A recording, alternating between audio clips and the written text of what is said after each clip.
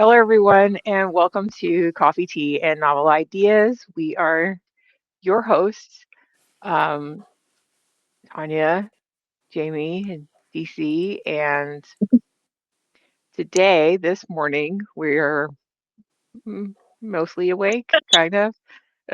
A little We're a tech hot mess. Let's glitchy. be honest here. It's right. Like, you didn't tune in here for a glamorous podcast, you tuned in here for information. So, Real, like, low down information with very little yeah, filters in all the the things. low down, dirty information. I haven't seen that movie in forever. A Low Down Dirty Shame. Oh, it's so Oh, good. It's so good. it is such a good. And today we're talking about niche. Um, but before we begin talking about niche, we should talk about the things that we always talk about, right? Which is what we're drinking So this we should morning. talk. Do you have a Dr. Coke? Is that what you're drinking today? Actually, no affiliation, sponsorship, association, anything else. But Unless you want I to. made some of this is like one of my favorite teas. I get it at like the Spice Tea and Exchange. And it's the bourbon chestnut herb tea. Okay. I got it at the Spice Tea and Exchange over in West Jefferson, here in North Carolina. And I love it. It's like fall year round. Like I can do it iced, I can do it hot, and it's herbal, so there's no caffeine, so my doctor likes that.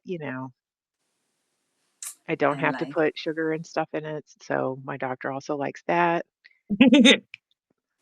And I then I put have a soda honey. as a backup too, so which I like I have to because have honey on my teas, regardless if they say they're sweet, because they're never sweet enough. I was like, I feel like they lied to me. I was like, it's never sweet enough. I'm like, oh, just add some more. yeah, it isn't sweet like at all. Sometimes I do add honey to it just because I'm a sugar person, but Mhm. I don't have to, but sometimes I will, especially when I do it warm, like the hot tea. I do it all the time. So I am still on my collagen kick, which, by the way, I still don't know what collagen is and what it does to you. I have not figured out. So I have not been tracking if it's working or not. But one of my dear friends who is in his 70s and looks amazing, he's like, I do collagen every day.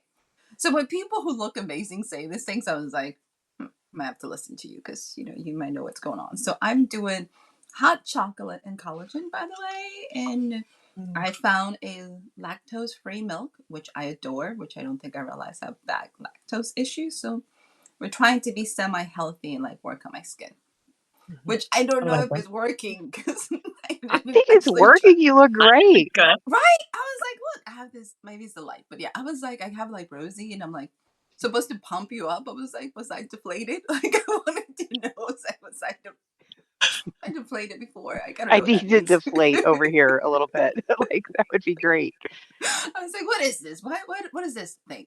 So I'm in this whole collagen thing just because I'm fascinated by it. Like 10 years ago, I've never heard of this. Now everybody's talking collagen and you need this and that, and I'm like, anything else I need? Like more sleep. Like where is that bottle of sleep that I can just pop a pill and make it happen? But here we I have are. so many needs. both Collagen is sleep like, and like somehow find like personal time to like do a hobby too. Like nobody has time for both. I'm sorry. People have time for hobbies and sleep. Tell us your secret because I have not figured this out. So can I say the fun thing is because obviously curly hair comes with a lot of work. So my girl, who is amazing, Miss Rayla Joe, huge shout out. We had a discussion about the economy, like all the things, because people start cutting things. And she's like, for women, if you're used to being semi high maintenance, because I guess I'm a high maintenance kind of girl, did not know this. You're either going to cut out nails or you're going to cut out the hair. Like one of the two is going to get cut off. And I was like, really? It's like most women can't handle cutting both because then we tend to be even more evil than normal, but you tend to do one or the others. And I was like, mm, so when you said cut out sleep or hobby, I was like, it's the same with hair or nails. Like one of the two is going to go away depending where you're at in financial situations. So I do To my be own fair, nails. I'm actually seeing, sorry, that just made me think of like, I'm actually seeing conversations about this in the book community for like readers and authors, but especially the reader side has been very interesting of like what parts of their reading hobby have they been cutting out just because of cost. Like Yes. that has been a So what is getting very cut out? interesting conversation. Um, a lot of people are saying KU, but then there's a whole other end that's like it's saving me so much money because I read so much. So like there's definitely been a difference in like if you're reading less than so many books, a lot of people are cutting out KU, but then a lot of the ones that are they're discovering like rediscovering libraries. Which considering the authors just had the opportunity to like finally start getting our ebooks in libraries and like have a better opportunity to get our books into libraries. That has been really cool. And some, not all, but some libraries are starting to realize that a lot of their readers are requesting indie books, and indies are charging a lot less than trad is for our books to libraries. So like that has been a really fun, interesting shift and a little like kick in the butt for me going, I should actually work on getting all of my stuff in libraries. Like I don't have most of my books listed right now. I should fix that. That would be great. Yeah. So think about the shift in terms of us going very digital and very in your space in your home. How like we spend our lives in libraries. Like I remember just going to a library when I was in Fort Riley, and I learned how to basket weave because the library had a program and they had evening classes, and I was there. Now ask me when was the last time I went to my library, and I love my librarians, and I was like, it's been a minute. I might have to go, but it's like I got to get in the car, drive downtown and do the thing. It's not like around the corner. So it's I'm changes. teaching I'm teaching 2 workshops this summer um, at my library in Ashe County. Um, they're the teen workshops, Mm-hmm. so that's always fun. Um, but yeah, so I Yeah, get to Lincoln County in North and our Carolina. library has a seed library, which I absolutely Yes. freaking love. They keep them all in like like well, you all What is probably that? remember. Some of the people may remember, some people may not. They, we used to go in and the whole library had those card catalogs where you'd have to pull out the door and you'd have to write down the number of whatever it's done, by the Dewey Decimal System, all that good stuff. Well, that's where they still have like a section of those, and that's where the seeds are they're in the catalog. So I'm Like like, man, legit I want that. seeds? Yeah, for planting. Yes. Yeah, my county does the same thing. And it's really cool because some people like who do it's a mix of like what people have collected and dry like from their own gardens. And so it's stuff that'll grow here, but then also like some people will donate seed packets Mhm. and that kind of thing. And so it gives people the opportunity. And it's been cool because you get a mix of at least my county has a mix of Mhm. like of flowers and food Mhm. things and like And fruit, yeah, and vegetables. yeah, That is so awesome. I'm like, right? not, Yeah. Yeah, I'm just mine's been like, pushing a lot more to be more like a community center. So like they're yes. providing that, but this is their 101st year of like being open. And so they just opened a new library like literally middle of COVID. And it's amazing. And they're building one right next to me. That's supposed to be just like it. It looks like it's gonna be, and like it's huge. It has 3D printing machines and laser cutters and like all this stuff and big indoor play areas for kids and playgrounds outside and like walking trails and yeah, like a lot of the ones in my county have been swapping over to that and they've been like remodeling things and redoing the grounds so that it functions like a community, and they do tons of events. Like I just took Cassie to an end of the year celebration event because our last I'm day of school was this last week and it was so much fun.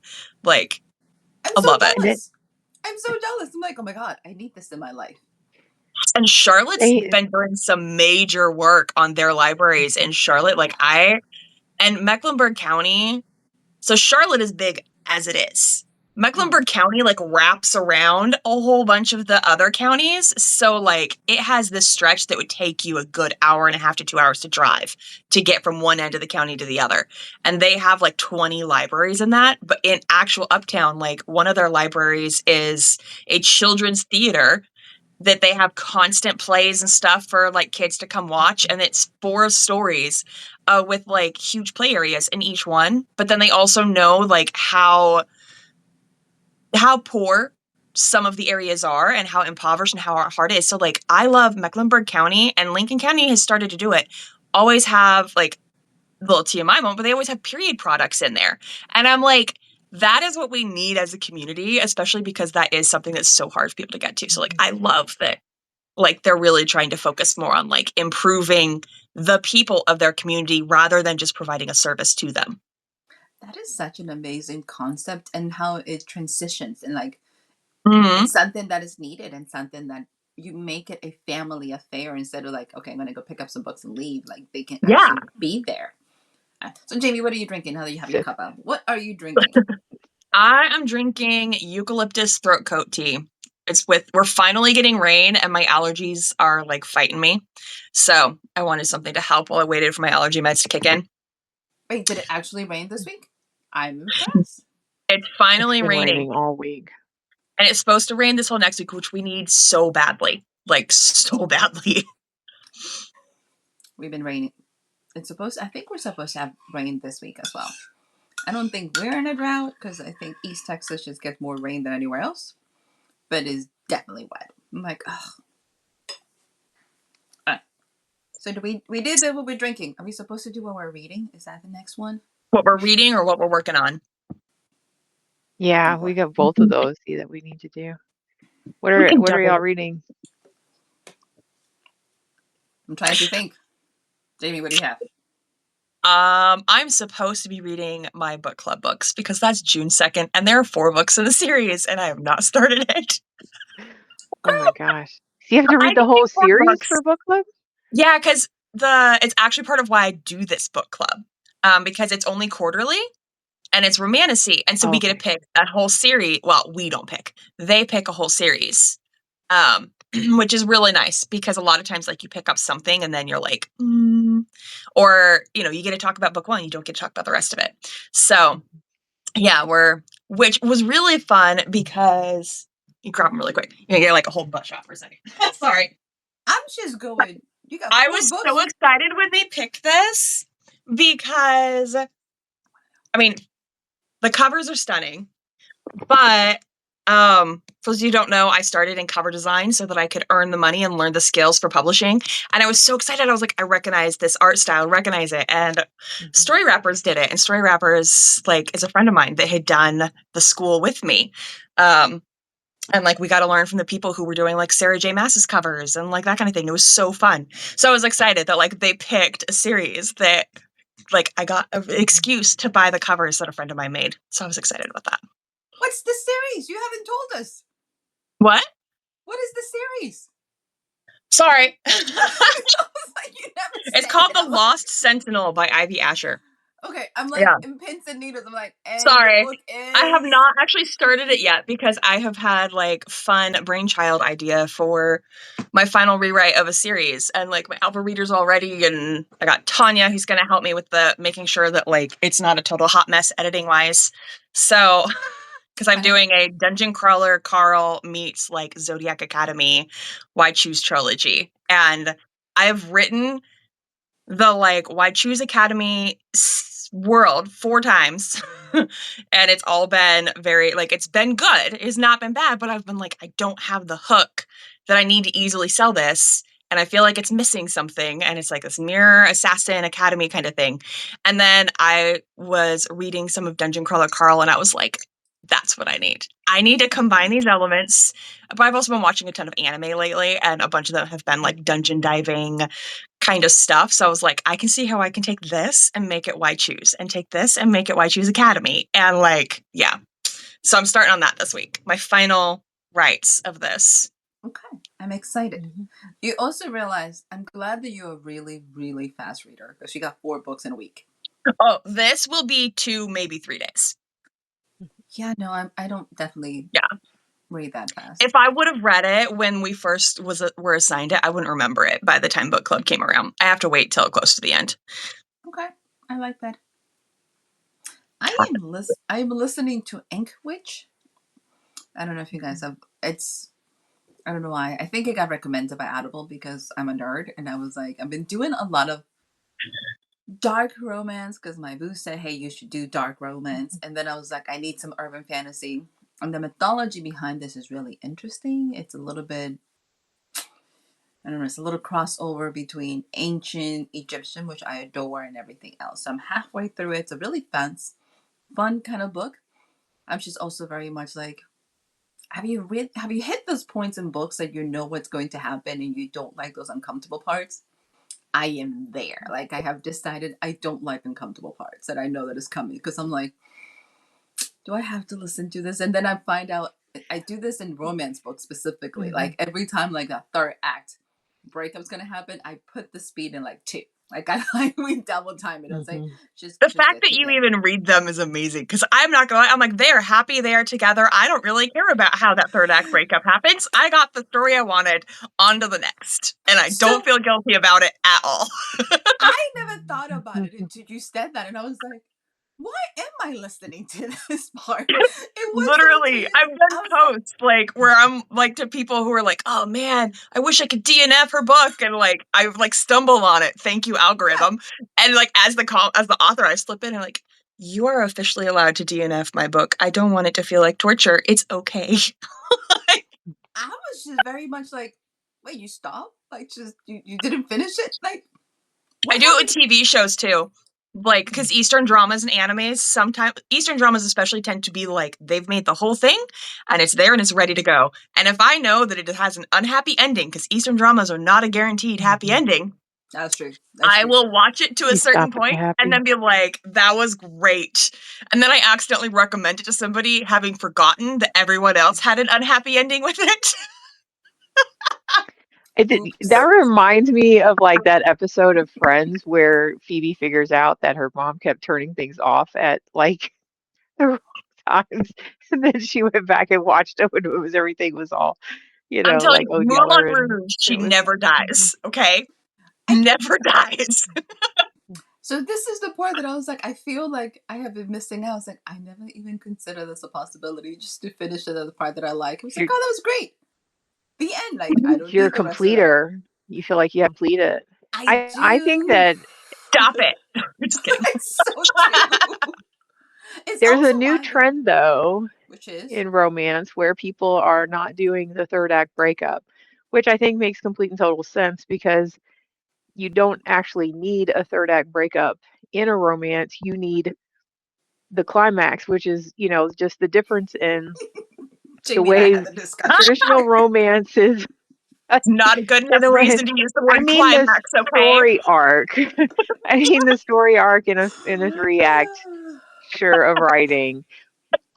What happens in romance is like what would typically be like the moment someone does, whatever pivotal scene before the end Yeah. of any other book is the third act breakup. So it's like you don't have to have a third act breakup. You just need that pivotal moment. They could be together and accomplishing something else, and then everything goes. So I'm glad that more writers are starting to find that. I mean, it's just a traditional, it's the breakaway from the way we traditionally write things or the formula that has been passed on from generation to generation of you have to have this dark moment, you have to have this third act breakup.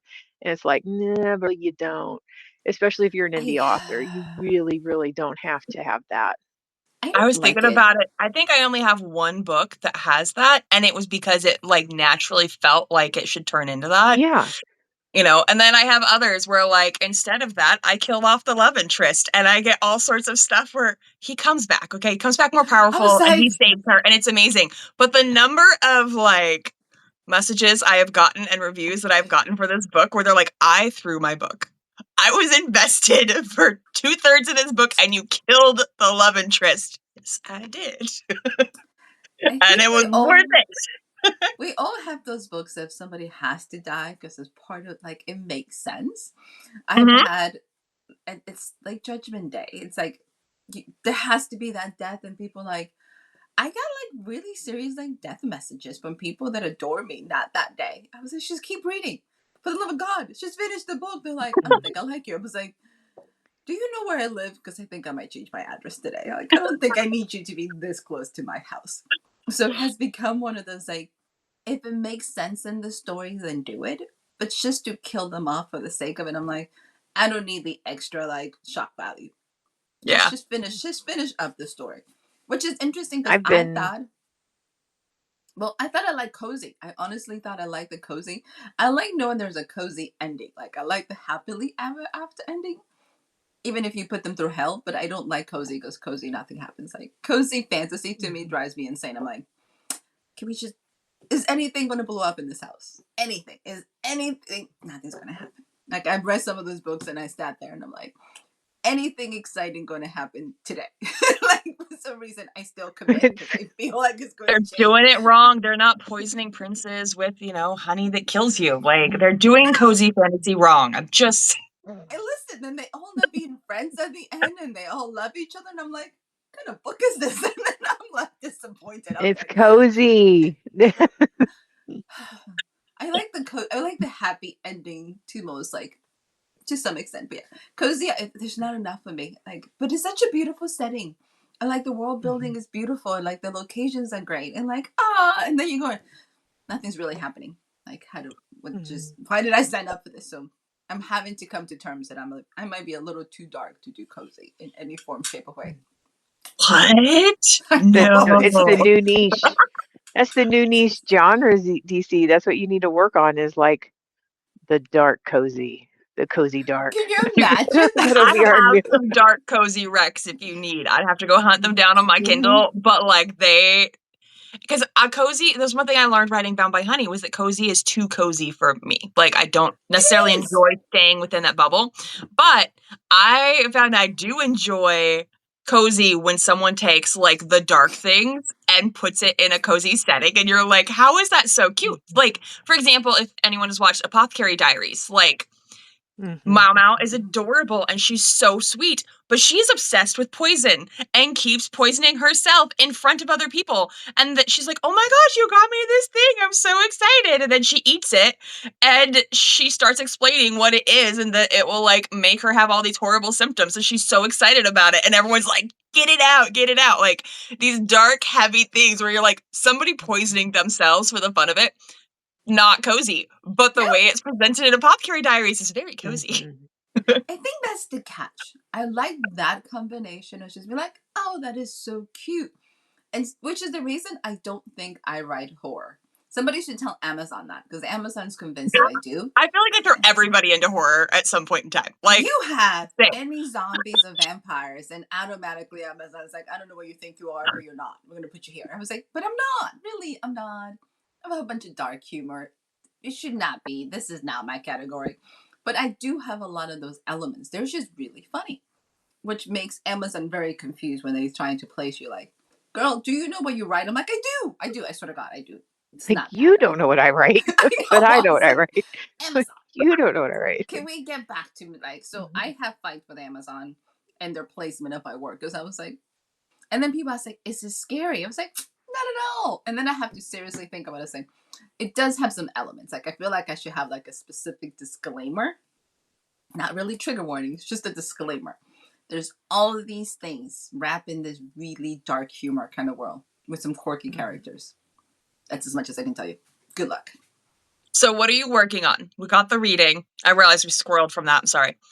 Us? I Scroll? didn't tell you Never. what I've been reading, but that's okay. Yeah, no, we haven't gotten to it. No, I was saying because I did what I'm working on and what I was Oh, did reading. you see? Yeah, What were you working on? Her the new book that I'm one. sending you. Oh, yes, that's right. I was I like, remember. how did I miss that? Like, Just kidding. I think So, what am I working? I have multiple things I'm supposed to be working on. What am I working? Honestly, absolutely nothing. I'm not even going to lie. I have Dude, worked on rest is organizing my. important too. that's Well, I not have. true. It doesn't feel like it primarily because here's the reason I can tell you I don't feel like I'm actually working on stuff is because I'm highly like obsessed. So when I think of working, it's like that's all I do. Like there's no sleep, there's no food, there's just me. So this whole like one chapter thing does not feel like work. I was like, I'm just playing. Like I'm like just playing. I'm just pedaling along. So I need to commit She's to something. playing. I'm just literally playing in words. I need to commit to something because there's books everywhere that need to get done. But we're just gonna play with it. So Mhm. hopefully by next month I should tell you really what I'm working on. Because at the end of this year there should be a book coming out, or multiple books or something should be coming out. But I'm So, outlining. I'm outlining. How about that? I'm outlining my new Yeah, series, and I'm really that's excited. That's work. where I'm at. See, yes. that's not work. That's like play. It's Still totally play. work. So I'm outlining a new series. I'm outlining a midlife crisis series. I said it's midlife and sin. So I'm working on it, and I finally found my topics. One is like revenge, the other one's like salvation, and then redemption. So, like, there's specific themes for each one of these books, and I'm trying something that I've never done, which like this series has three main characters, like each book from their perspective. Normally, I don't like. Normally, like my series is like one person or two, and we run through the whole thing. So this whole switching from one character to the other is really new to me, and I adore when people do it. I was like, we're gonna try this. I don't know if I can do this. It's gonna be interesting because I'm like, I have never actually had one series that your people change per book. So I think this is why I'm not committing to it yet because it's so weird. I was like, I don't know how I feel about this. I'm having issues. So this is where I'm at. I'll give you guys a I call like because it. you guys do that all the time. I'm just like, I don't know about this. Sounds weird. I'm having issues. I'm not committing yet. All right, Tanya, what are you reading and writing? Okay. Um, I read a lot this month. Well, for me anyway, because um, because of the audiobooks, and I've been buddy reading like a champion. Um, so I read I like it. um the Little Stranger with you. I just finished the female with my friend Michelle. Um, I What's the just female? started. It's a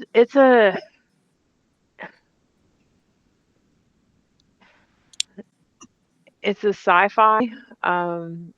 It's a reverse harem. She's taken because there are like females are extinct. Um, so she's like taken, put up for auction, bought by an incubus who um, essentially makes the whole read worth it. But I can't like I don't like saying like bad things, especially about other books or whatever. But the slow burn in this book is like if you like slow burn, you are gonna love this book. I can't. I've never been a slow burn. Like I am a set it on fire immediately, or soon kind Absolutely. of thing. So that becomes extremely frustrating. And anyone who's ever known me in my life as a partner will let you know I'm not a nice person if I'm frustrated. Like so it is. So for a book to just be like dragging that on, I'm just like, what, So anyhow,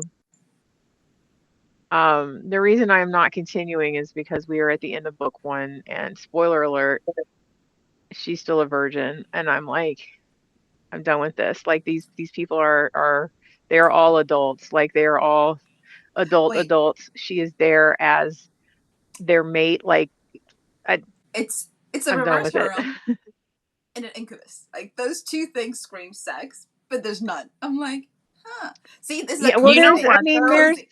There is there a is whole group of reverse harem where they don't do anything in book one at all. Like one, yeah. and ironically, that's how I accidentally got like slipped into my very first. It sounds really wrong put together, but when Mhm, I accidentally read my very first reverse harem was Trickery by Jame and Eve, mhm, and I was like, okay, this is cool. It's Academy. There's like all these guys. Like I had watched like Oron High and stuff, and mhm. then book two, I'm like, Oh, oh, Yeah. I it's like Yeah, it. I'm all not I'm not beautiful. Somebody in a purple dress on the cover. I had no idea.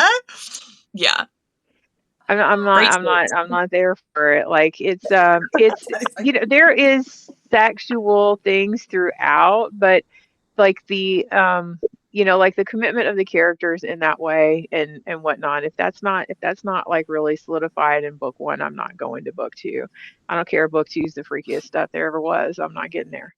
Um and and just like with just like with Little Stranger, I guess I'm just going to be hated on the internet here pretty soon because like I l- like for me, Little Stranger, Malachi was like the only sane person, the only normal person in that entire book. Like and he's the psychopath, right? I felt like that was the only genuine person there. I could I could murder Olivia. I hate that so much. Like she does not deserve him. She does not deserve anyone. They should have put her back, like send her back. I don't know. Like So I can't say she I is agree a with Tanya. nutcase. The parents, like I'm like, who gives you children? Who gives you children? It gives you Like more. it It gives you more. So and it here's gives the you fun. yes, and it keeps giving you children. Yeah. So here's the fun part about it is I realize as authors we come with a whole different perspective of every genre. Mhm, So when I think of a dark mhm, romance, even when I don't write it, I'm expecting it to be a whole different category than most people do. And I realize there's always ranges to it. I think the fun part now as a writer is being able to look at books not so much from the technical of the craft, but just I think their character creations. And I'm like, and if these characters are supposed to be very annoying, then you're like, you did a great job. Because I hate this character. Like, I seriously, I'm with Tanya. Like, Olivia was like, if she would have owned her madness, I would have been okay. But this yes. whole like Mhm. fickleness is like, I don't know if I'm bad. Should I sin? No shit, girl. No shit. Like, really, really. You're evil. I really wanted to be like Malachi, run. I don't know. Why are you stuck in? Oh, I'm so Right. sorry. Why are you stuck in this family, boy? You could be so much better off by yourself in the woods somewhere. Like, what is this? So yes, I totally agree. But I think it's the fun perspective of realizing that we are also readers. We just happen to be a little bit more picky readers, I think. Than, but yeah, Mhm. I have been in that And same concept. Like, I read book one, and I'm like, I'm not committing to two. Like, you piss me off. I'm done. Yeah. Mhm. Yeah. Yeah. I could have yeah. So I think that it's probably because like I think I have very few like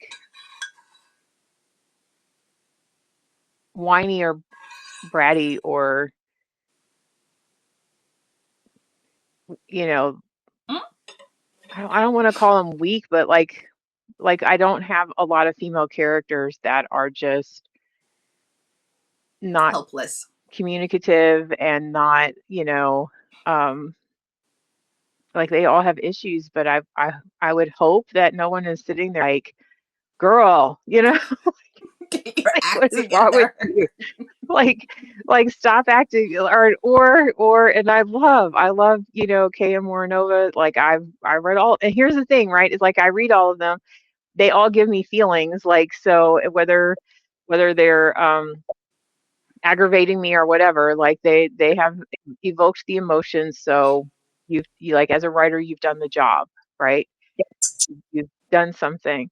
Um, whether or not that you intended to evoke like aggravation and frustration and anger from me versus like I love them, like that's okay because I know that I get that, you know, from my characters too. So and from my readers. So yeah.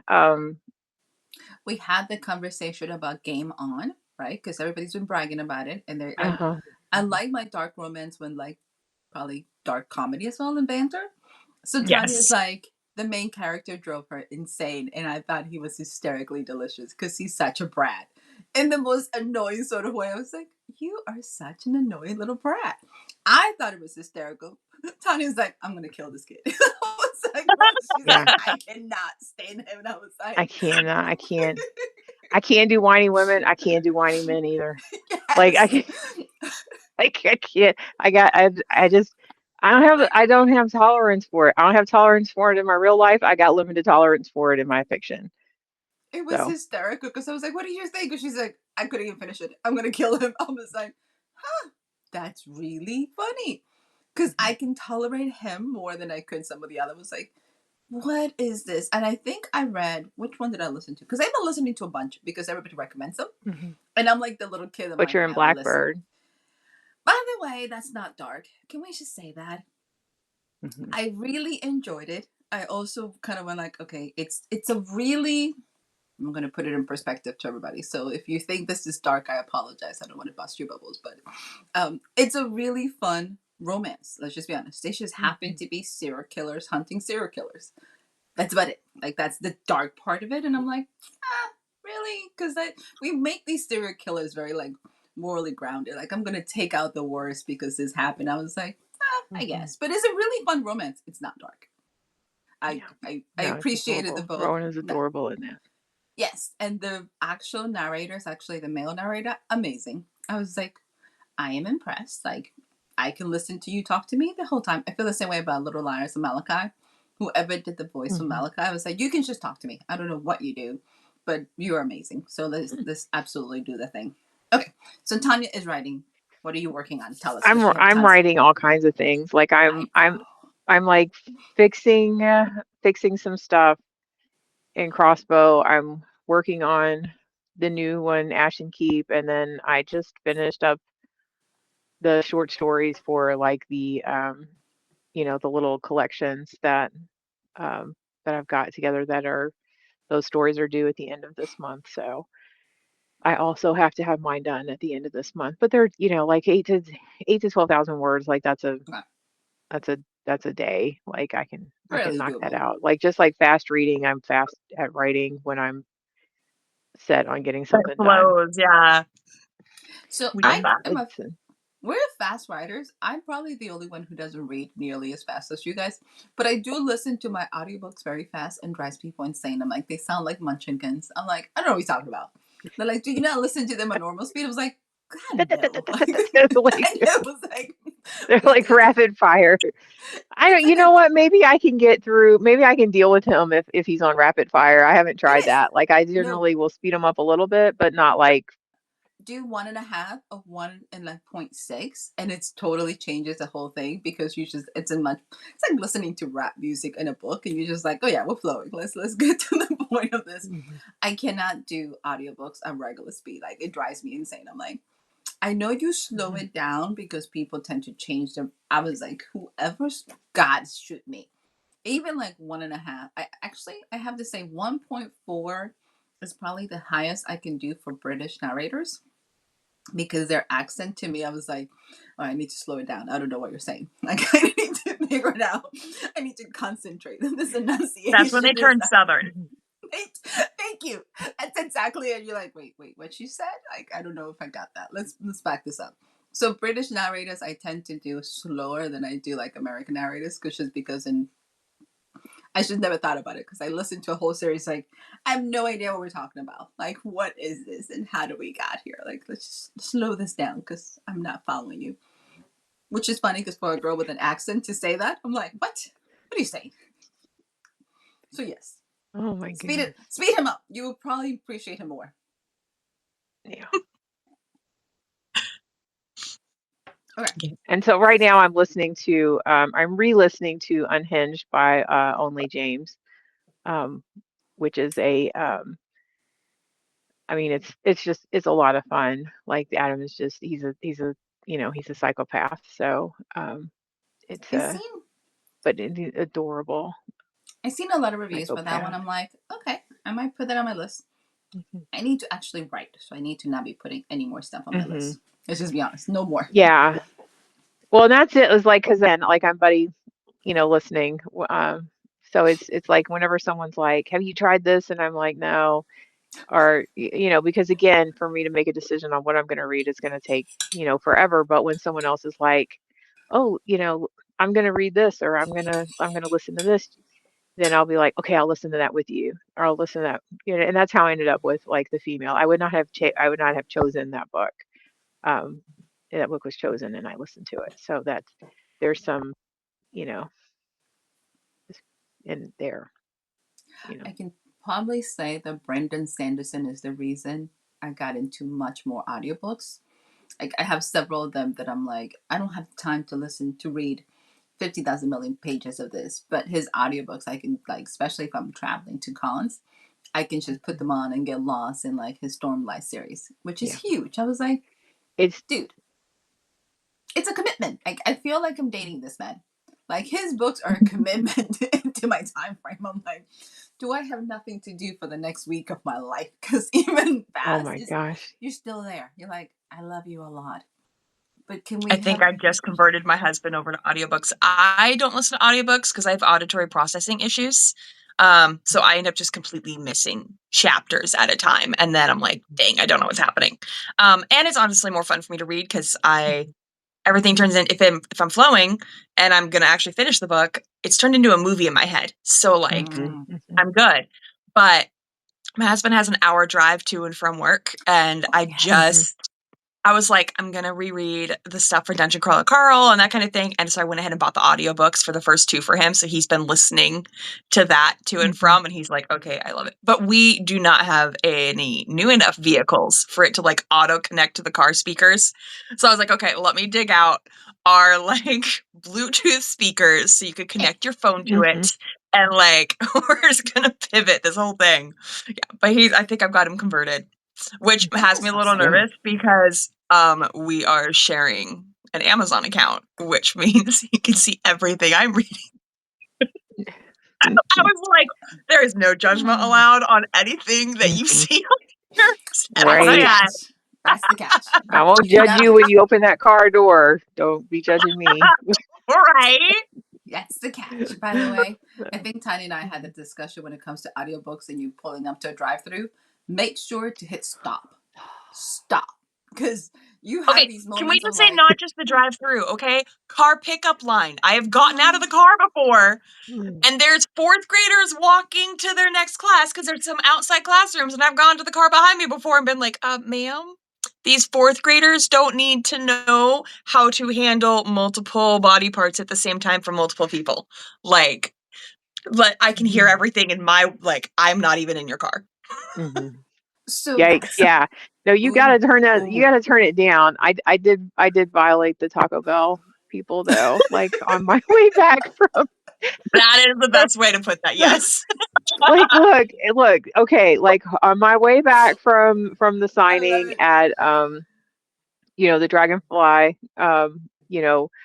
book bar in Bristol, Virginia. There are still books there if anybody wants to go get them. Um, I was listening to it was Rena Kent's God of Malice, and it Ooh. was at a particularly like whatever scene, and my husband called, and it like so of course it went straight to the call, and he's like, um, can you just grab Taco Bell on the way home? And because we don't normally get do that ever because obviously everything is an hour away from us, and I was like right there. So I just pulled in, and by the time he told me what he wanted me to order and hung up, he clicked off the audiobook. Oh And my so god. and the next thing you know, I'm like trying to like stop it. I'm like, oh my gosh, stop. I'm at the micro like I'm at the speaker. I was like, uh welcome to Taco Bell. I was like, I'm so Oh. sorry. It's the audiobook. And he was like, okay, can I just take your order? And I was just like, I'm so sorry. Yes, you can take my order because obviously, like, it's not like I could drive. The next Taco Bell is in Boone. So it's like, I'm not, I can't just skip this now. So yeah, that was me like, just give me the tacos, dude, and but we won't talk about this. Do not. We will not make eye contact. So yes, be very careful because those are the things. Oh, when you forget that your phone tends to connect automatically to whatever the last thing you're playing, and people join you in the car Yeah. as you turn on the car, and it's like, by the way, somebody's getting choked, and I'm like, off, off. And they're like, what are you? Nothing, nothing. I don't ask what you're playing in your car. Still, Like, don't ask what I'm playing in here. yeah. So I've had those moments with friends, and then she's like, look at me, and I was like, yeah. So about You that can day, walk. that's pretty much it. You're like, no, we're not discussing this at all. And they should laugh. Now they're like, I don't know what's ever going to happen in your car. I'm like, shh, Mm, don't judge, don't judge. So yes. right? No, there's no judgment. Mm-hmm. We It's listen like and we do not judge. there should be a disclaimer anytime you enter a car with a rider. There should be like no judging. Don't ask questions. We just sit there quietly and pretend you're not listening to anything else happening This here. is So yeah. research, sir. One of my guys like, what are you doing? I was like, nothing, nothing, nothing. Just shh. Let me just turn this off right now. I can figure out how. Yeah. So, okay, are we gonna do? What are we discussing today We're besides talking about We're talking niching, about niche. pros Like and cons, and we're all talking that about whatnot. so much. But our topic today is about a niche, which is a highly specific, specialized segment of a market. So when that comes to writing, it means um, where you're focusing on a really specific genre. Think like solar punk, gas lamp, cozy mystery, did you bizarre. say? Like, Did you say solar punk? Did I miss that? Yeah. What is that? yeah, What is solar punk? it's a subgenre of speculative fiction focusing on hope, sustainability, and humanity's positive I was like, what is coexistence that? with nature, contrasting with typical dystopian or cyberpunk images. I'm sorry, Okay. tropes, not images. Like, Obviously, I don't write you that know, one, I as you have to can make tell. sure So that I got words to back me up. So, I'm glad because I was like, what is that? And no Yes. clue. but And while we're even talking about within that, though, yeah, go there's ahead, Jamie. Like, niche, there's I was gonna say, part of our conversation that we were wanting to have today is like the small, but then also like the larger, like really niches are at different levels, and how different things that you do and like decisions that you make for your writer name and your pen names can affect sales or affect how easy it is to find your audience. And then also kind of a little bit of like author expectations of how easy it is to have a career versus a hobby Mhm. with those niches, because even though it may be something we are absolutely obsessed with, it might not necessarily have a large enough audience to be able to sustain you at the levels that we would like to be sustained for a career as an author.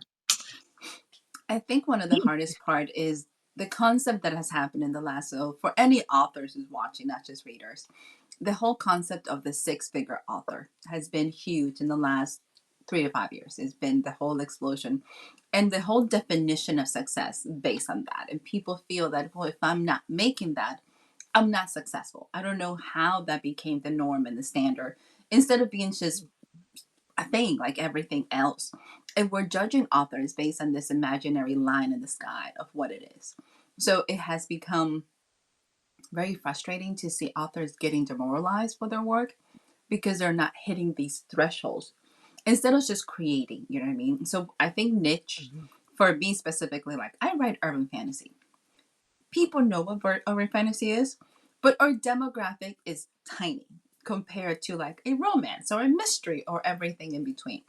And urban fantasy just taps into all those different things. You can have love stories, you can have all these things, but the reality is we're small.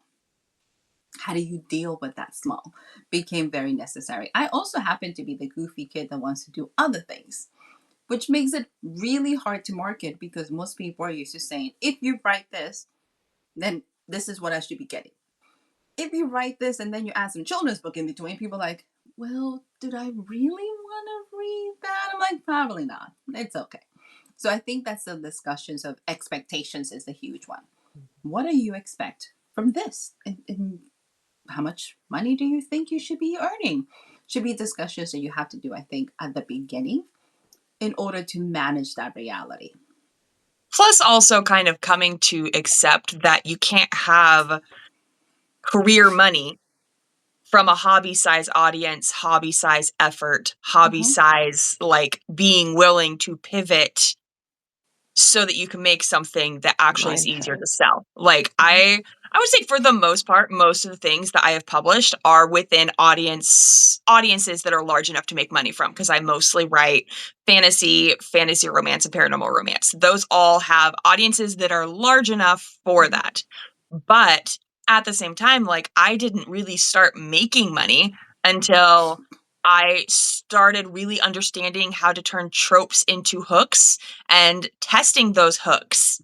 Because that was, again, as I mentioned earlier, like, part of why I'm doing the rewrite is I had a great series. I loved the series, but it felt like it was missing something, and I did not have an easy way to sell it. And if I'm investing $1,300 in book covers and I'm investing in editing and I'm investing all of this money in, my goal like, I am a full-time author. My living Take situation, that back. I specifically choose to live a much cheaper, like, what I need to make every month to be a full-time author and cover my bills and cover my business is much less than some others.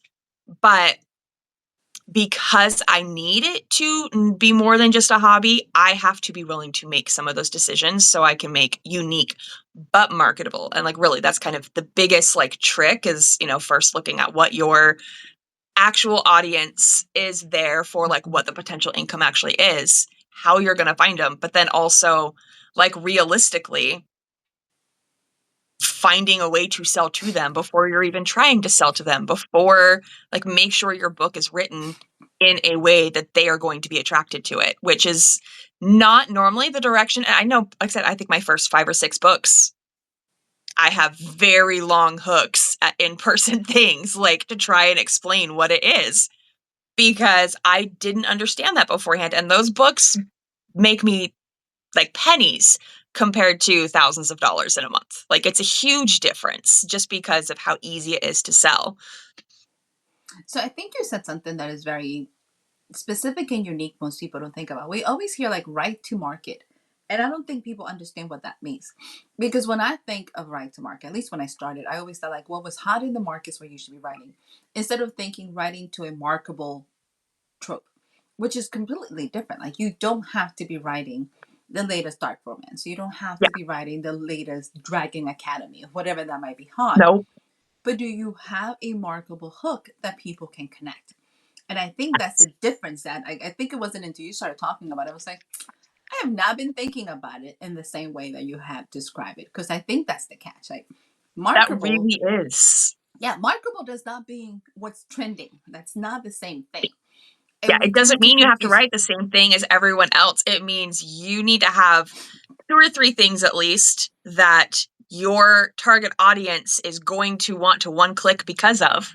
Like, that is that reader expectation, and your hook that you're creating needs to create that promise of, if you buy this, here is this, and you want to learn more about it. Like, literally, like, how you do it. And then, honestly, as long as you're meeting that reader expectation, then you get to go off and, like, do the unique, the fun, like, that's how you mesh what you want to write versus what the readers that you're trying to get to buy your book actually want to buy.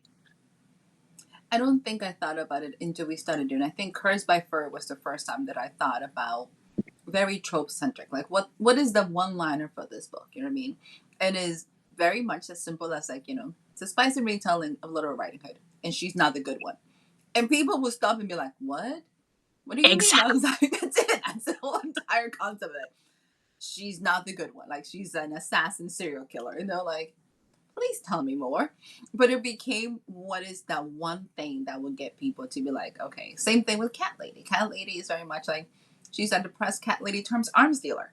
That's it. They're like, what? Like, good or bad, people are gonna be like, I don't know what you're talking about, girl. Like, but I think we have tried to create marketable, very different than what it is writing to a market, which I think to me was amazing, especially when you write niche. Well, there's also, because you look at a niche as a specialization, like I think that traditionally that's what most authors have done historically, right? Like Eloisa James can write whatever she wants. She's known for historical romance. That's her niche.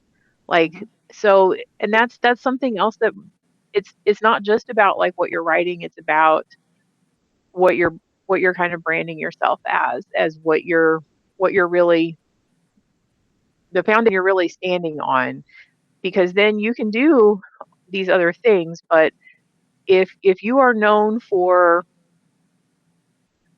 like CD, right? Like it's her paranormal romance, like when you think CD Gory, that's what you think of. CD writes Everything. contemporary, like she's got like these Yeah. fabulous mountain men and whatever, but like that is, you know, not the first thing I think of when I think of CD. Like I still get those, they're still excellent books or whatnot, but I think like paranormal romance. Like I know exactly what I'm going to get. Um, and you get that in the contemporary as well. Like you get these wonderful characters and this, you know, this love story and these happily ever afters. But when you kind of have that foundation, you can expand. You know, you can put more houses on it, but or more rooms on it, or however you want to look at it. But you have to like find your niche and figure out like what are you putting out there. And if you're if you're a multi genre author, um, like me, wow, you know, it gets a little more complicated when you're just kind of following your muse rather than like establishing or setting up something. And I've had the luxury of being able to just follow my muse for, you know, 20 something years because I've worked full time. It hasn't been, you know, my income. Now that we're like he's retired, I'm semi, you know, I said in a way like semi-retired. I'm just teaching adjunct right now. Um, it means that writing has to do something different than, and it means that I can't hobby work it. I need to like That hobby figure is out hard. what I'm really doing. Yeah, Yeah. and it makes it different because when I think of like what I'm writing now for, you know, for Ash and Keep, it's gotta have my brand of crazy because that is what I'm known for. Like all of my characters have a certain level of grit to them, but um, I also have to think more about the market than I've ever had to think before. Well, you know, I think so. One of my big lessons that I have learned over the last 2 years, really, and it was kind of funny, like good timing with seeing Rebecca Yarros pop off because, you know, she is by far best known for Fourth Wing, but the those sales have not exactly converted over into her military contemporary romance and into like her other genres that she wrote before that.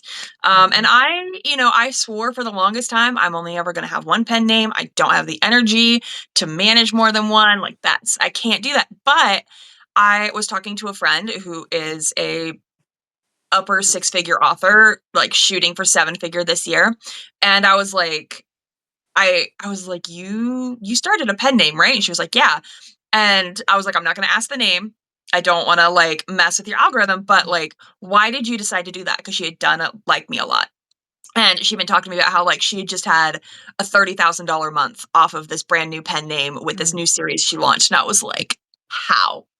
How did Yes. and she was like, one of the biggest things was that I decided I was going to write a series that was still what I wanted, but I really was gonna hit those tropes hard.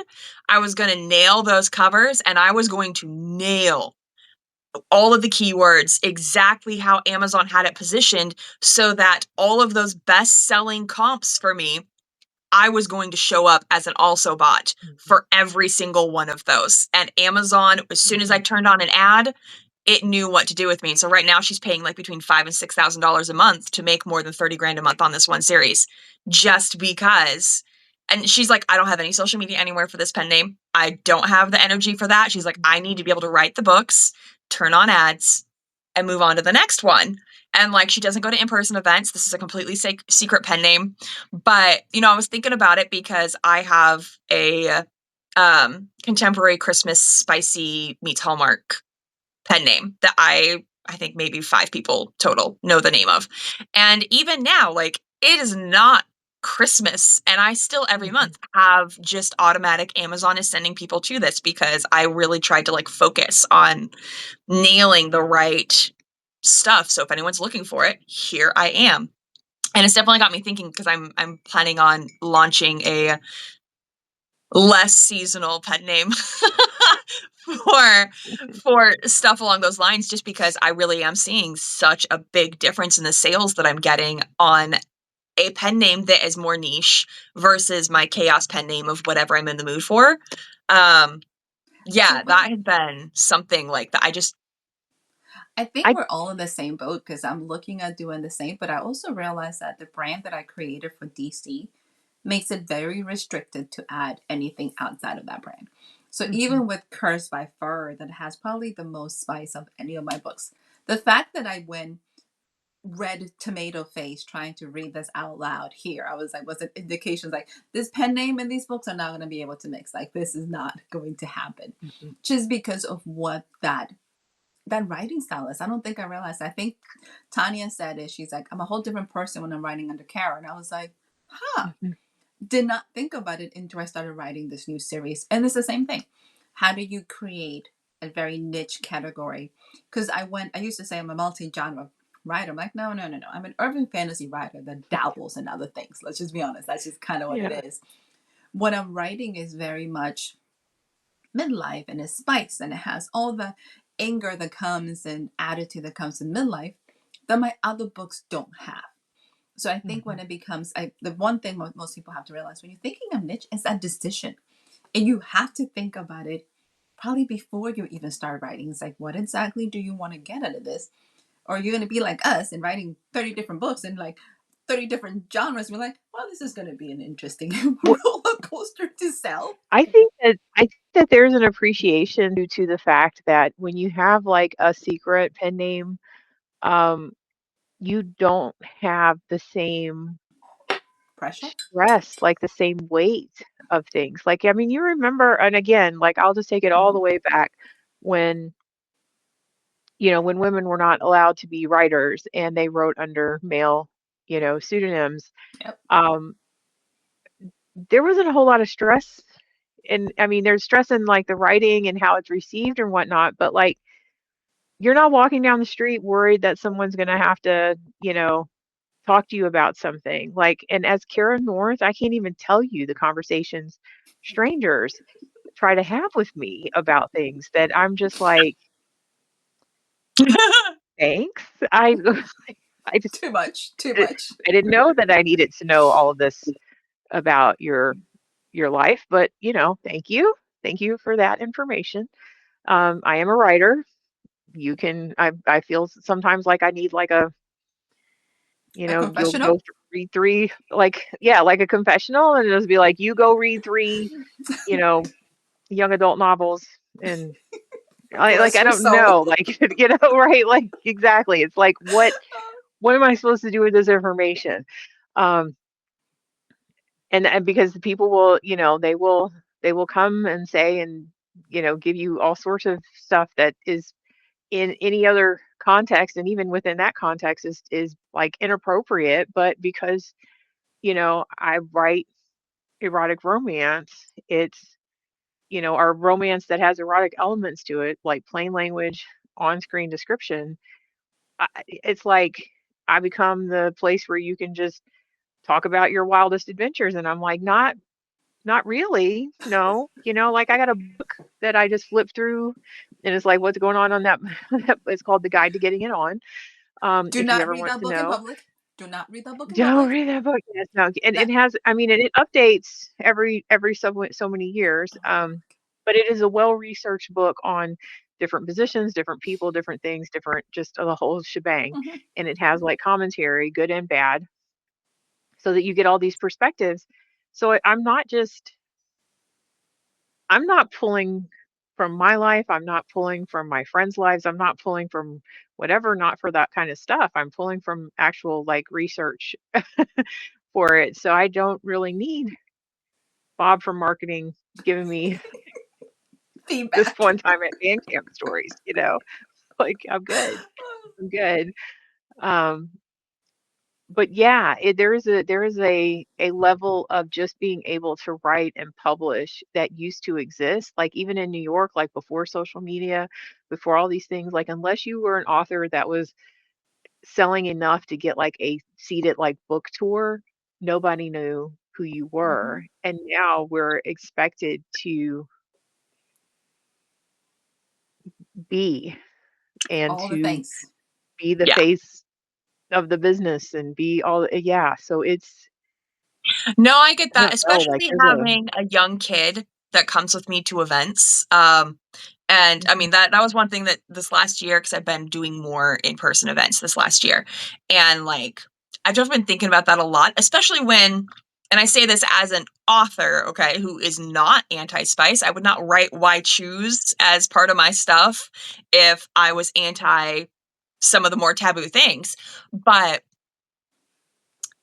I've also been having to make sure that I'm making some business decisions that are things that will protect my child, especially from some of the bullying issues while she's in school, from mhm, potentially like a teacher who doesn't agree with what I write, finding something and mhm, taking it out on her, or kids finding out being an issue.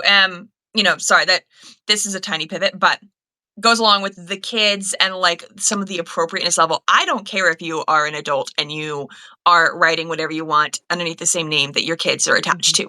That's on you. I don't care. That is mhm, great. I love that that works for you.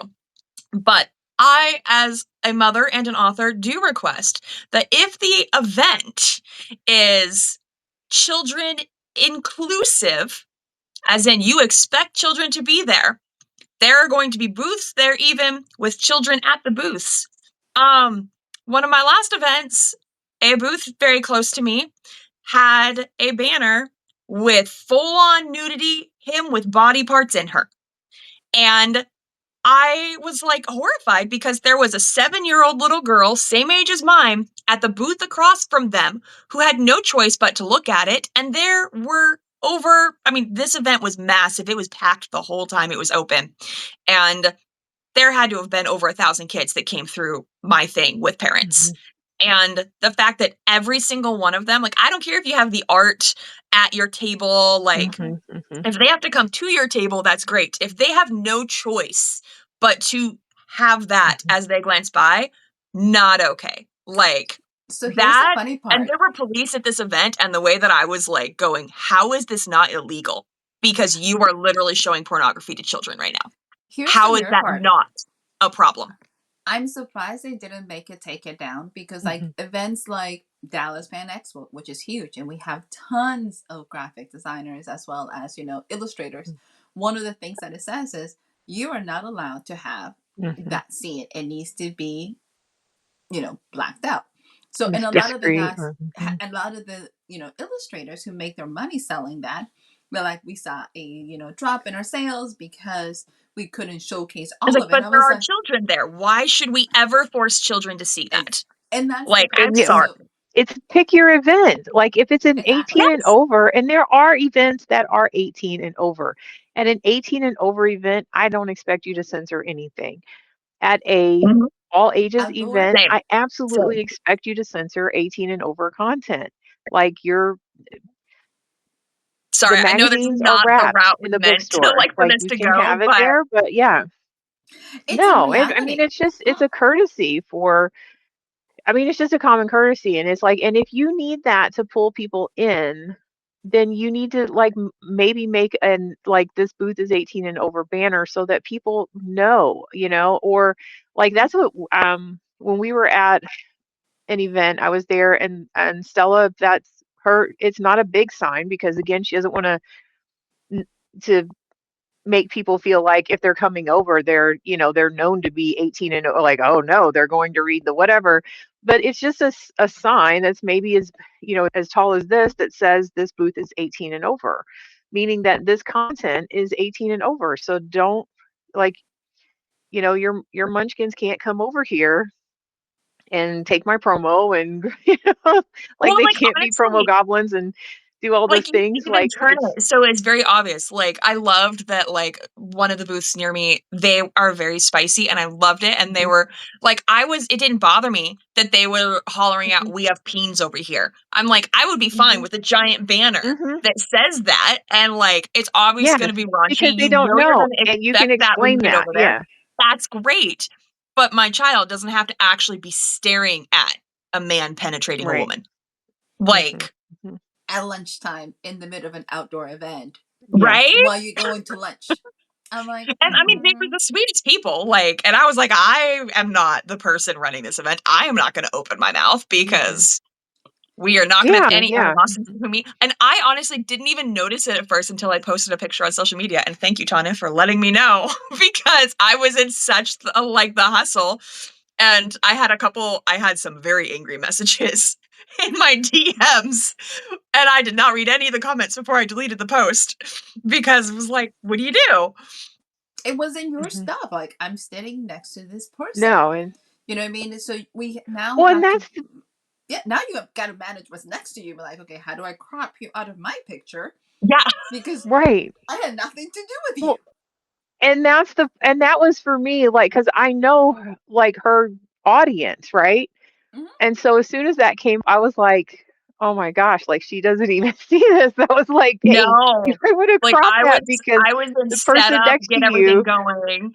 has their banner is in this picture, and that banner is getting it on." So Wait, she was And like, it's "Oh, not like this was shit." going on to like my just my bookish only. No, this was my like friends and Mhm, family. And I'm mhm. ex-Mormon, so there's an awful Yeah, lot of people who are not happy at all. they were not prepared for that book signing. No. So I And was if they like, weren't nobody else prepared for was. that online, you can just imagine the variety of people that were coming through. And here's the other thing too, like I've also been to events where they have where they have intentionally set it up where there were where there was like Hmm. ages. It was like yeah. beyond this point here, and I think that's also a fair thing to do. I don't think Yeah. that as a you know, as an author, if you're writing something, as an artist, if you're illustrating something, um, that if the event is organized in a Hmm. way that you don't have to censor, then that's great. But it is like every event now has to start thinking about, So what are I'm you gonna say, allowing if you're allowing the general public in? Because at that point, if no one had those conditions on it, then it's not their fault either. They didn't know. mhm. Like until you start seeing people coming through. Of course, like if I started seeing kids come through, I'd be like, oh shit, But Pivot, pivot, pivot. um, And but like that's this was at a me, kid's right? That's park. me. I would be like, Right. oh, Like when the sorry. event itself is at a kid's park. Like, So Yeah, here's the but they part. bring kids to breweries right now too. Like Yeah, people they are oh do. yeah. doing book signings Well, I'm not at gonna lie, breweries when where there's you pop-up can't even get things, I will water. sometimes bring my kids to the breweries because a lot of the breweries in Yeah. our area are starting to serve like coffee and like Mhm. I won't bring her like in the evening when, but Hmm. if they're doing a pop-up event, I'll bring her, Hmm. you know. Like It it's is. pretty Yeah, standard. But at a kid's and playground, I maybe know. don't pop that up. yeah, Sorry. yeah. It I hope might they have, yeah, never that may have given you a clue that it was going to be an all ages event. Yeah. Yeah, And it like just the setting should have kind of triggered some warnings. I'm like, you do realize everybody's not And kosher. you don't always have to have a banner. Like that's the other thing too. Is like people like you do not always have to have a banner. And if you are going to have a banner, everyone should have a banner that just has your name on it. Like your author name or your PG. logo or whatever. Like that is always a wonderful backup. Everyone should have like a G-rated marketing sign Yeah. that anyone could come because then you can well, we're 18 and over here. Yeah, I'm gonna need to see some ID or, Then just you're keep not walking. Yeah.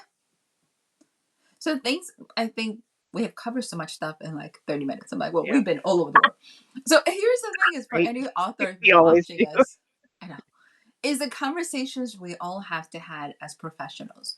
And I think sometimes a lot of people don't find themselves being professional authors because they're like, I'm an aspiring or I'm not published. If you're writing, you're a writer and you're in this field and you're professional. And you have to think about it. I usually tell people I write for myself, but I publish for others. So the moment you Mhm, start publishing, you're not publishing for yourself. That's a journal. Like this is now mhm, something you're putting out to the world. So those are the things we all have to keep in the back of our minds. Like, how is this coming across? Who is your target audience? Where else are you going to be? Because yeah, when Tonya posted, I was like, "Oh, whoa, whoa, Jamie, where are you? What is this event? Who are you next to? What kind of graphic designers And they got over there?" My PA is the one who took the picture, and she was like, I did not even like, because the two of us were You're just not going get to this see set up, it. get it out. You're Like, focused on your I had booth. rented a table. The table didn't show up, and we were freaking out because we're like, we're about to open and we don't have a table. And It's all the things that we're going about setting up an event. The last thing you realize, like, oh, and there's what is that? Like you're not looking at the people's No, you're tables. just and we were so excited. rough. You got your stuff set up. Celebration. Bam.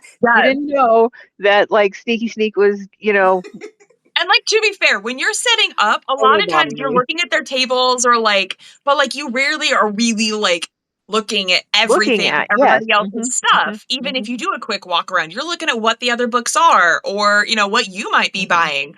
Like, unless something really stands out in a wow, that's absolutely incredible kind of way, you don't really notice a whole ton beyond that. At least when you're in that, like, when it's not an event that's like Romanticy-Con where you have a whole day to set up your event for the next 3 Hmm. days of things. It's a different concept. So yeah, so people when you're going out to set up, think about it. Also think about who's next to you, depending on your pictures, and then think about what you're Hmm. putting up there, and who your target audience might be, because that's very, it's important. I think it's important. I think I've been to a library event, Or just and get they a said, pen name and don't let anyone know. Like do the other thing. Do the thing that other author did. Just "Be ghost it. okay." Be- Yeah. I'm not gonna lie, I have this dream that, like, say, like, 20 years from now, my daughter is out of school, like, whatever, like, someday I will show up at an event, all of my pen names will be listed, and they will all just be at this booth, and it'll be like, all of them will be big enough at that point in time. It won't matter for my algorithm for them to start cross-pollinating and just be like, surprise, I'm all of these personalities. So Gonna happen someday. It's gonna be awesome. I'm going to tell you, you don't have to do that now. You don't have to wait. Just set up No. an event and put all your books in the same table.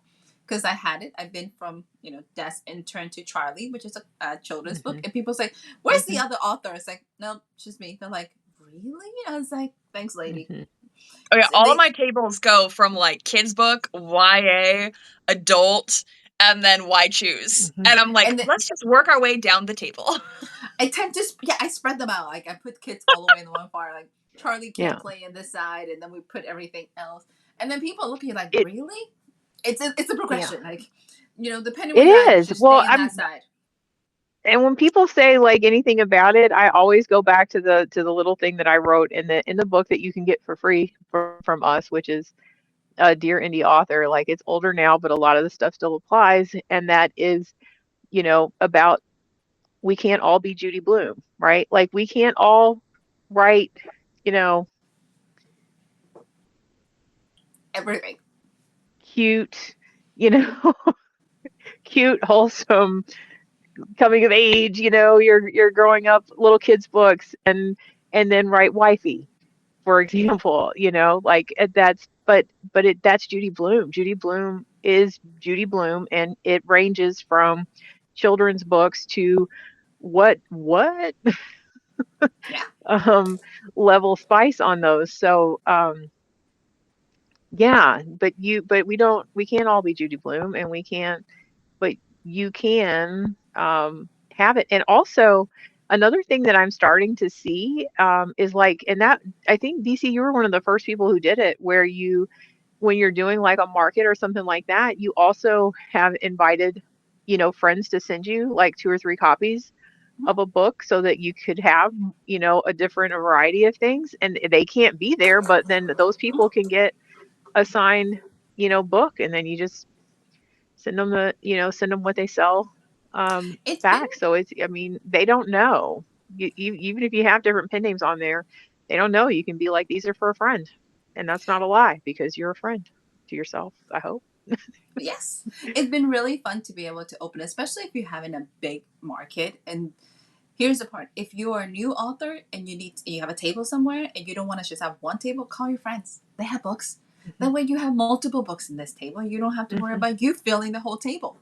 So I learned that Yeah. when I started out, I was like, I need more books because this looks kind of empty. Just call people; they'll send you books. You'll be surprised. Like Mm. it'll be all good. Yeah. You have full table of And books. you have It's your just like, one book, like you have your one book, but like have them send, you know, 2 to 5 of their books with a little info card yeah, and be a market, be a vendor. Plus, you can also talk to the event because sometimes events like if can sometimes events will let you share tables with someone else and you don't even have to know the Mhm, person. Like mhm. I yep. love it. And sometimes the events are like, "Are you sure you want half a table?" And I'm like, "Yes, I want a friend for this event. Let me share a table with somebody. I will Mhm, help them sell more books." Like, It also um, makes the event so much easier because if you have somebody mhm. there, you can go to the bathroom and get some food. yes. Like, who else Right. is paying You for can Yes. go to for the it? bathroom. You always need someone Bathroom. there at some point because you if it's if it's more than like 2 hours, you're gonna Yeah. have to go to the bathroom. And it's not So a guarantee that they're like if the event has volunteers, it's not a guarantee that volunteers can be able to get to Yep. you so yeah. that you could actually go to a bathroom. Like they're going to check in on Mhm. you once, maybe twice the entire event. Like, So yeah, if you can Yeah, because share a they got table all with the somebody, people. grab a friend, volunteer anybody because then you don't feel like I'm stuck here. You also don't look nearly as sad. I've seen people when they're by Mhm, themselves, especially if it's a slow event, like the whole like they mhm. start excited and then by the end of it you just have this look of just like please don't cry. It wasn't that big of a deal. Like it'll be okay. You can hold down a couple more and you hours. can We can also make it. do things at the I'll event bring too. you a Like, cup for your tears. Put them in here. but like, yeah, you can do things at your event as well, especially when it turns into something really slow. Like, you don't want to do anything that's going to make you ignore anyone that's walking by. Mhm, But for example, there's this account that I love watching, and she's a debut author, and she brings a little battery like backup thing and plugs in, and she's where I learned and first discovered how to foil book edges. And she literally does it right there at the events. Like she's bored, it's slow. She just starts doing that. And people love it because, like, oh, I just finished this. Do you want it? Like people come over just to check out what she's doing. And like a mhm, lot of times, just having something that you can do like that is part of like I've had a few slow events that I've done that where like I had a feeling it was gonna be slow and I don't spray my edges, I hand paint them with a brush. And sometimes I will bring that with me Mhm. and sit there and just do edges right there just because I can. Like, mhm, If you paint, bring your drawing pads. If you color, do mhm, something that will give you that sense of security and that sense of belonging. And sometimes I think is the sitting staring into the space. Phones can be distracting because most people, if you're on your phone, readers will just walk by. mhm, If you're mhm. doing something crafting, like people will stare. Like I'm the they person if want to you come see. I will be the one staring. I'm like, I don't know what you're doing, but I want to know what you're doing. Like I'm just gonna stare Well, at and you you. can be creative with it too. Like there was a kids book that was near one of my tables a couple events ago, and they it was about a teddy bear, and they had this craft thing where you could learn how like where they would teach and like kids make like little teddy bears out of oh what's it called, the bendy fuzzy straw wire thingies. I can't remember what that's called right now, Mhm. but Pipe, pipe wires, pipe like a cleaners, little, yes. yeah. Yeah. Yeah. And they had a little tutorial, and so they were just making little ones so they could hand them out when people walked by if they didn't want to stop and make them. And I've seen people do the same thing with like making flowers out of pipe cleaners as well. And they just sit there and make flowers and they like give them out to people or give them to people like as a bookmark. Like you can do I have things and you don't have to be crafty. You can come up with other things you could do. But it's nice to have something in your back pocket for if it is really slow mhm. and you need to Mhm. entertain yourself without checking out from potential customers that are walking by. Like do something that's going to make them go, "What are you doing?" I have made windmills for little kids out of like outdoor events because we were Love it. there. So unfortunately, because they're windmills, you spend half time blowing. I'm like, okay, they're supposed to give this away. Stop playing with things. So you can do any, yeah, you can make things to make yourself feel much more secure without losing touch of what's happening. Especially if you're slow, you can do all things. I've seen people actually bring their books they're working on and start writing. Mhm. So you can Yep. do all sorts of things. So yes. I bring sword pens to like give to people when they buy a book. They get to choose a sword pen, and I have those on the table. And then I also hand out tiny books, and I will make both of those there. Like I'll write stuff with the sword pen, and people are like, "That's so cool! That's a pen!" And like it makes people stop by. And like tiny books, you have the blanks. You print off a bunch of the covers, and all you need is scissors and glue, and you just cut them out and put them on. And people will be like, "What are you making? What are you doing?" And it's kind of nice because it gives this like whole intro conversation thing of like, "Well, it's this book right here. It's blah blah blah." Like it, you don't have to be super artsy. You don't have to be like, you can be making your swag right there in front of them and just be giving it out to people as they come by. Like you can do a lot of things just to draw people in, which, sorry, I know this is totally not about like niche, but It is finding a niche. It's also very niche to find something that But you it can is. do It's like with. what Yeah. your niche is at. Because I think sometimes Yeah. it's most of us feel that we have to be polished and perfect at these events, and sometimes you can just be a little quirky enough to make people want to talk to you. It's just kind of Mhm. what do you bring? I think my last event, I have one of the most quirkiest dresses I have. I think it's too quirky for it's me to go. so Mm, cute. It's a little it too was quirky super for the cute. office. It's all magic and it has eyeballs and all the things. It was perfect for this con. I mean, so I was like, I can take this to cons. But it made people realize, like, you're wearing a dress. I'm like, I am. They're like, you look so cute. I was like, well, thank you. It's just, what do you do? And it can be anything. You can have fun as an author at an event. You can have fun in publishing as an author. Just realize it is still work. I don't know what anybody thinks is not. Like, you still gonna work. You just have to decide how much You're work still you gonna want have to do. days when you don't want to do it Yeah. and you have to do it. You're gonna It's just like, work. there is And don't no, believe I don't, that little saying like if you do what you love, you'll never work a day in your life. All I do, like both like teaching, editing, writing, publishing, everything in this realm that I do, I love doing it. It's all work. I I work want to every say, day of my life. well, can, I don't know a single author at any level, at like writing their first book or having published for a couple of decades. I don't know a single author who loves every single part of publishing. Like, no. that doesn't exist. It is like 20 jobs in one, and usually we stick it out because we fell in love with certain jobs of it. Yep. But I don't know anybody that loves every single part of publishing. Yeah. I love the writing. And if I could just sit in my bubble and write, that would be great. There's other pieces that I can tolerate. Like I like the craft. See, it goes from love to like to tolerate. It's just like, it's like a bad relationship. We go from like, and slowly spirals to like, this is the necessary part. We must do this so I can do that. It's okay to have that scale. And most people want to love everything or they want to make everything Mhm. just, oh, everything's not going to be that way. Mhm. I think, No. Tanya, I hate that saying because, like, look, I never worked this hard in my life. I don't know what you're talking about. Like, Right. you should just Like I've lie never to worked me. so hard for this job. Yeah. Thank you. I will the one thing that I will say that like really I mean it's all work. Definitely is all work. There are certainly more enjoyable parts of it than others. Selling is like the part that is the worst for me. And that's just because I am a better coach and cheerleader and Accountability than I partner. am. Yeah, like I if someone is standing there and they're debating between like your book and my book, I'm probably going to sell them your book.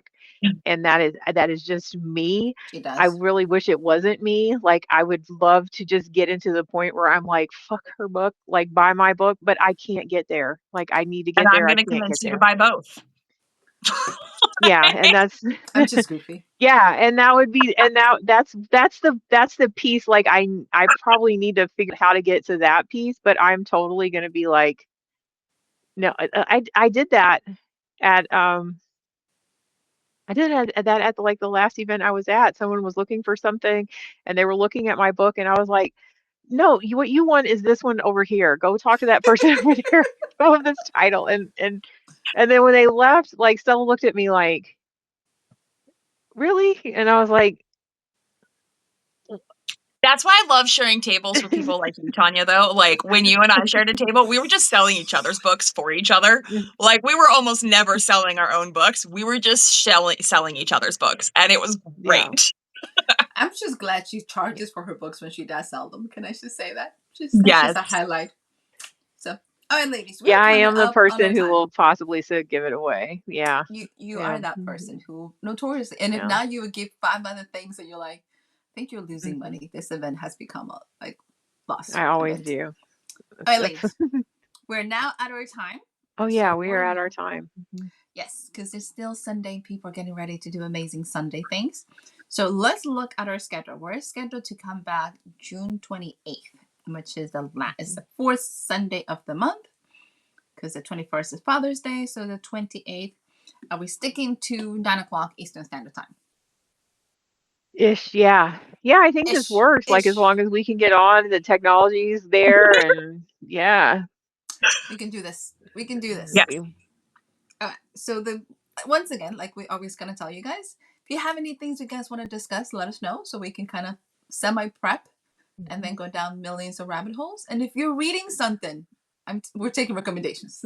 Yes, we're absolutely taking recommendations. Which books do you really think are dark romance? Give DC some good Yes, recs of like the real Mhm. dark romance ones. The I need to know. real.